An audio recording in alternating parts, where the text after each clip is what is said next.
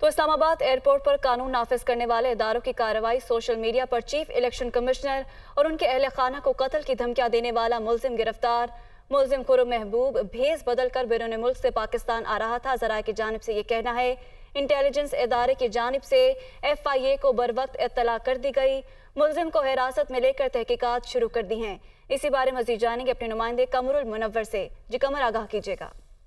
जी, Islamabad airport पर ये कानून नाफिज करने वाले इदारे जो हैं उन्होंने कार्रवाई की है FIA के साथ मिलकर। सोशल मीडिया पर चीफ इलेक्शन कमिश्नर और उनके अहल खाना को जो कत्ल की धमकियां दी गई थी मुलजिम की जानिब से, और उसके बाद ये भेस बदल कर पाकिस्तान जो है वो आ रहा था। ताहम इंटेलिजेंस रिपोर्ट्स की बिना पर FIA ने वहां पर एयरपोर्ट पर ये कार्रवाई की और मुलजिम को हिरासत में ले लिया है और इसको साइबर क्राइम एक्ट के तहत जो है गिरफ्तार करने के बाद साइबर क्राइम में मुंतकी कर दिया गया और इसके हवाले से मजीद तहकीकात जो है वो की जा रही है। मुलजिम ने सोशल मीडिया पर एक वीडियो भी अपलोड की थी जिसमें चीफ इलेक्शन कमीशन और उनके अहल खाना को धमकियां दी थी, जिसके बाद इस गिरफ्तारी जो है वो अब अमल में लाई गई है।